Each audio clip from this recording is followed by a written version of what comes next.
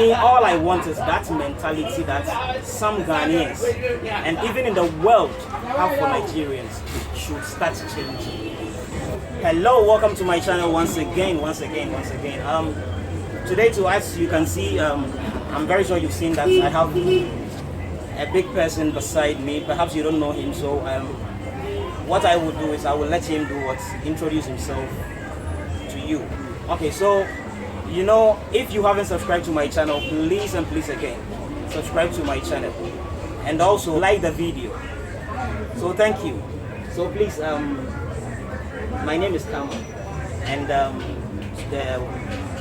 I think I came here because we actually want to, or we are actually on a journey that we want this mentality of Ghanaians, and not only like just Ghanaians, but I think around the world, people who have this negative mindset for Nigerians always should change. This is something that we are actually doing, and I know so many people don't like what we are doing, but no matter what, definitely, even in life, you have some ups and downs. Yeah. So the thing is, no matter what happens, we are going to do this thing. No matter what happens. So I just want to know your name and like perhaps your position and everything. Okay. My name's Dr. Benjamin. I'm a Nigerian. I'm based here in Ghana.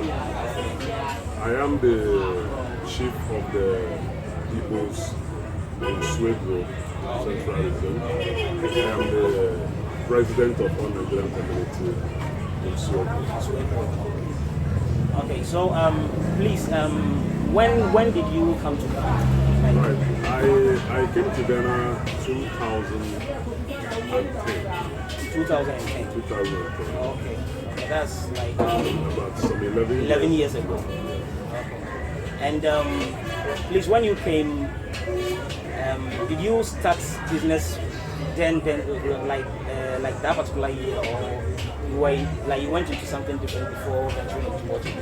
Okay, in 2010 I came to Ghana for a market research because I wanted to come and do business. So after the research and I was able to know what I want to do, I go back to Nigeria to arrange my capitals together, and then I come back again 2011. That is when I've come to start the business. And since 2011, I've been operating the business. Okay, so please, is this the only place that you have in Sweden? Oh no, I have some other branches. And one thing that I want to ask is, do you do the work alone or you employ people? I employ people. I don't do the work alone, because if you see the side of the shop and the business, I can definitely do it alone. Okay, and what I want to know is, do you employ Ghanaians too? Because you are Nigerian, perhaps someone watching would think you only employ Nigerians. No. Since I started this business, I employ uniquely Ghanaians. I have never gotten any Nigerian workers before. And that's imaginable. Imagine he's in Ghana and he's not even thinking of his people, but rather employing Ghanaians. And some people will just sit and say Nigerians, like everything Nigerians are bad. One experience that I had some time ago, let me share this with my people. I had some Nigerians that I like with a friend that we were supposed to rent a room for them or an apartment. We went round and round and round and round. The moment you mention the name Nigeria, no one wants to see the face. The moment you mention Nigeria, no one wants to see the face. So we devised certain means to get that particular apartment for them before they got that particular house.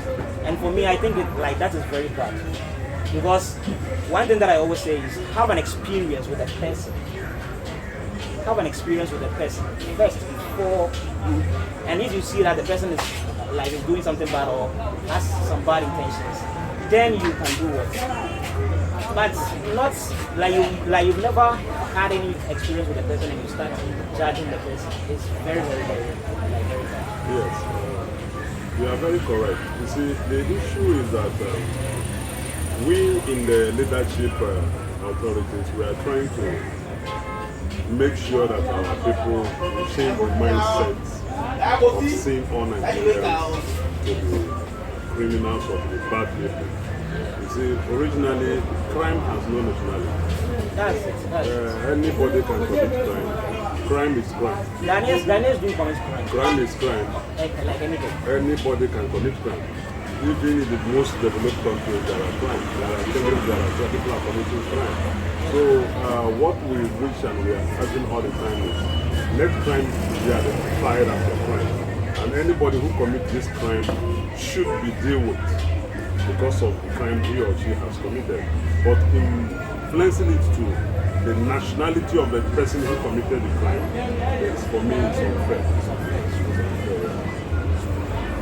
So, like right now, what I want to know is what have you, like as you said, and your title and everything, can you share with us some of the things that you have at least done just to help in having that narrative about Nigerians? Okay, yes. One is that as the chairman of the Nigerian community, I have tried to bring our people together, try to make them to understand that this is not our country, and the people, our host country, are wonderful people. They accommodated us in such a way that sometimes it beats my imagination because they are just like people living at home. You see, it's just very few people who are causing this problem. So the advice, firstly, as a leader, goes to the Nigerians living in the jurisdiction to make them to be law-abiding, try to comport themselves, go around their businesses. If you go around Swego here where we are right now, every Nigerian you see here, most of the shops and business centers here are owned by Nigerians. It's true. It's true. Me, I know. So there can't possibly be bad people and be doing legit business. But we try as much as possible we can. And we have also engaged with some media houses to let them know that it is unfair to tag everybody being a Nigerian as a criminal. Like in the instance you just said here, you are looking for a house, and the moment you say you are a Nigerian, nobody is ready to give you a place to stay. You see, it is not proper. That is why we, the community leaders, will set it within the Ghanaian authorities and the place we are living. We are the caretakers of Nigerians here. If somebody wants a house in your house and you feel they are not comfortable with that, consult us. We are going to come in to be a sort of a guarantor to such person, because we know that we are not bad people. There are criminals amongst us, but they are just very few. That's very good. So please, what advice would you have for the people or like Nigerians who want to come to Ghana? Right. And also Nigerians who are living in Ghana? Okay, I will start to give advice to people who want to come. Okay. You see, traveling from one country to another country requires some immigrant processes. You should have a passport or form of identification. You just don't go into country as an illegal immigrant. When you are there as a legal immigrant, sometimes you should be suspected to be criminal because the authorities on the ground don't know you. They don't have any basic information about you. So it's like you are some kind of somebody who can do anything and go without somebody knowing you. So from Nigeria, you obtain a passport. Let the immigration know you come. There are immigration forms everywhere, from the border to the other immigration offices. Go there and identify yourself. Let them know that you've come here and you've come to do one or two things. There, they will know that you are a person who has come to stay. Because honestly speaking, in what we know, a criminal don't share his identity. So that is why we will urge people, before coming to Nigeria, you should try as much as possible. Before coming to Ghana, make sure you have your traveling document. And again, before coming, make sure you know what you are coming to do. Don't just pack your bag, go into unknown destination. You will definitely come and cause nuisance. You will get stranded, nobody knows, you don't know anybody. At the end of the day, you sleep on the street, you do one or two things, and sometimes the hard time and hardship may even push you to do some things that is not good. So we want also tell parents back home, you can't possibly allow your 16, 17, 18 years old child to cross the shore of a border traveling somewhere. What is that child going to do? We have a lot of cases. Today it's trending on the news that some Nigerians, about 500 and something Nigerians, have been arrested from the northern part of Nigeria, and they have been the Bulgar, and they have been arranged somewhere within the Aflao border. We, the community leaders, we went into it because we feel that it is not proper to just go and start picking people. We went into there. We found out that the government of Ghana has issued an executive order that borders, land borders and seaport and air borders were closed. In a certain period, they relieved the airport, but the sea and the land borders remained closed. While intervening, we found out that most of these guys arrested were the people who entered Ghana within this covered area. You see, so how did you come in? How managed you beat the border and you come into the country? No passport, no form of identification. We can't even know where your parents are. You see, and we also want to talk to our people back home. There is this company called 𝙏𝙝𝙖𝙣𝙠. They went home, go on social media or something, recruiting people saying that they have job in Ghana, some marketing business. And you know, people have to survive. People start applying. Exchange business. You bring somebody, somebody brings somebody. And at the end of the day, this guy succeeded in bringing the people to Bulgaria, where they come from. So the majority of the people who are arrested from Bulgaria are the people who enroll themselves seeking for jobs under 𝙏𝙗𝙖𝙣𝙠. You see, and as it stands right now, the Nigerian community, through the intervention of the Igbo palace of our King, His Royal Majesty, 𝙏𝙗𝙖𝙠 raised an alarm and intervention and assistance all around the country. Then the chiefs and the sub-chiefs will try as much as possible to come together through him to see how we send back these people home. And by the special grace of God, we send a large number of them home. Now we are having about 7 to something people, which by the grace of God, by now to tomorrow, they should be going back. And the owner of this 𝙏𝙗𝙖𝙣𝙠 is thing we have on our own, matched with some security men to identify who is the owner of that 𝙏𝙗𝙖𝙣. Who is he? Very important. Yes, he brought a lot of money, don't let me hear. But at the end of the day, people who saw the video going viral misunderstood the video, saying that Ghanaian government are deporting Nigeria. And I stand here to tell you that it's not true. Because I am a leader myself. When issues happen, we go into it to know what's happening. You see, at that particular news, it is not true. Nobody's deporting anybody. These people are stranded. And government feel that they need to bring them together, get their nationality, and come and take them and send them back home. That is what we do.